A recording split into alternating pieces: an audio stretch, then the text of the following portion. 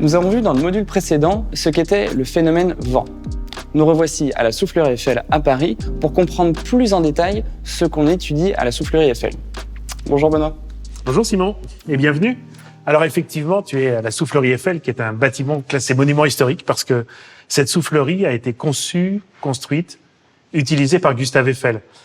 Quand il a voulu, lui, étudier l'aérodynamique, il a voulu le faire comme un bâtisseur de pont, comprendre ce qu'était l'aérodynamique et comment un pont pouvait résister au vent. Mais très vite, il a été consulté par les gens qui, à l'époque, il y a plus d'un siècle, voulaient faire voler du plus lourd que l'air.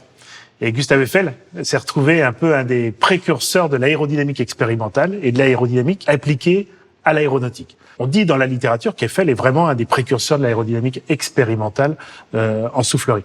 Donc il a créé cet objet, qui était un objet tout à fait particulier à l'époque, puisque c'est la première fois qu'on va créer une soufflerie qui n'est pas une soufflerie, parce qu'en réalité c'est un aspirateur.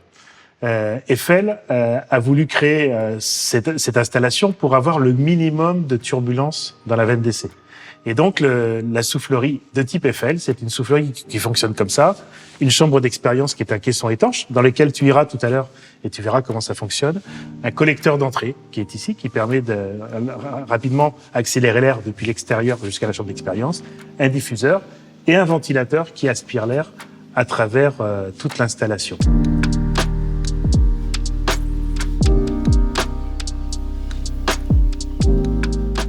Alors cette soufflerie, c'est une vraie création de Gustave Eiffel. C'est quelque chose d'extrêmement moderne quand il crée.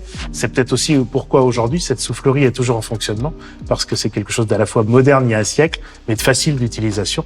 Donc on a pu l'adapter pour faire beaucoup d'essais. Eiffel avait cette particularité, c'est qu'il était un chercheur finalement et il essayait toujours d'imaginer les choses.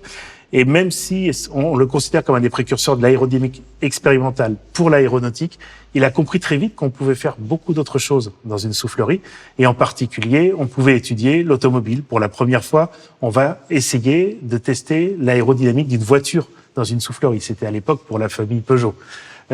1915, c'est quelque chose d'extraordinaire. Il va travailler sur la tenue au vent des bâtiments. À l'époque, les bâtiments qui prêtaient vraiment intérêt, c'était les hangars de dirigeables, qui étaient des bâtiments qui étaient très grands, mais de structure très légère. On avait besoin de comprendre les effets du vent sur cet objet.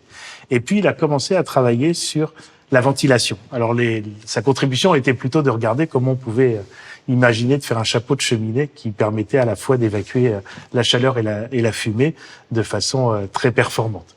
Voilà, donc ça, c'est notre ami Gustave Eiffel. Il faut savoir qu'il a 2 carrières professionnelles de même durée. La première que tout le monde connaît, celle de bâtisseur de pont, de constructeur, avec un certain nombre de bâtiments très connus. Et puis cette deuxième de scientifique, qui est beaucoup moins connue.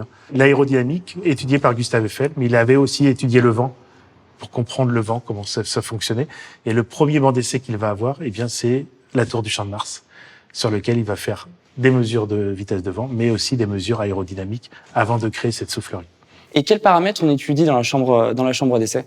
Alors, il y a beaucoup de paramètres en fonction des essais qu'on va faire là-dedans, mais on s'intéresse plus particulièrement au bâtiment. On va mesurer les efforts du vent sur un objet, sur le bâtiment, pour comprendre comment le vent va interagir. À La Réunion, on sait qu'on a des périodes cycloniques et qu'on a besoin de s'assurer que les bâtiments vont résister.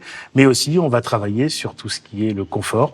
Et donc, je te propose, c'est de rejoindre Valentin dans la chambre d'expérience et il va t'expliquer les paramètres que l'on étudie et que l'on mesure en soufflerie pour valider, comprendre, améliorer la ventilation naturelle.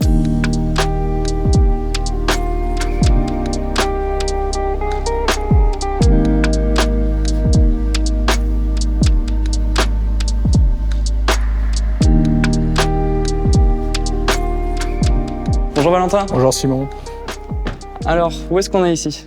On est dans la veine d'essai de la soufflerie Eiffel, avec ici, comme tu peux le voir, un projet en ventilation naturelle. Alors, je vais t'expliquer quels sont les paramètres principaux influents pour la détermination du potentiel de ventilation naturelle d'un site. Donc, une condition nécessaire pour une bonne ventilation naturelle, déjà, c'est de maximiser le potentiel de pression moteur en façade. Donc, on va venir mettre un capteur de pression, par exemple, en amont et en aval, et essayer de favoriser au maximum ce champ de pression, ce qu'on va appeler de la ventilation traversante, ou bien le maximiser entre une façade et une cheminée, ce qu'on appelle le tirage dépressionnaire, qu'on peut également coupler avec du tirage thermique. Et enfin, le deuxième critère, ça va être de s'intéresser à l'irrigation des espaces intérieurs. Donc pour ça, on utilise ce qu'on appelle un film chaud pour d'une part faire des mesures de débit qui vont permettre de savoir si on va être capable de faire de la décharge thermique pendant la nuit ou bien de s'assurer que l'on va avoir des vitesses d'air intérieures qui vont être suffisantes localement pour favoriser la convection sur la peau. Et l'outil de la soufflerie, qui est un outil physique, est-ce que c'est le seul moyen pour analyser la performance aérolique d'un bâtiment ou alors d'une ville ? Non, alors de manière complémentaire et également en parallèle, on peut faire de la simulation numérique, ça s'appelle de la CFD. Chaque méthode a ses avantages et ses inconvénients. Notamment, l'avantage de la soufflerie, c'est que c'est un outil assez rapide. Une fois que la maquette est fabriquée, on peut très rapidement regarder différentes incidences de vent. Par contre, sa limitation, ça va être de regarder très finement qu'est-ce qui se passe, par exemple, dans le coin d'une pièce. Ça, c'est quelque chose avec lequel l'outil CFD, donc de simulation numérique des fluides, peut répondre, avec un coût moins important. Et souvent, ce qui se passe, c'est que sur un cas relativement simple, on va caler le modèle numérique sur les essais en soufflerie pour pouvoir derrière faire des études numériques beaucoup plus complexes, des études paramétriques. Merci Valentin. De rien, Simon. Dans cette séquence, nous avons défini ce qu'était le phénomène vent. Nous avons pu constater également les différents outils qui permettent d'analyser la performance aérolique d'un projet urbain et d'un projet architectural. Dans la prochaine séquence, nous allons faire un focus uniquement sur la conception aérolique urbaine.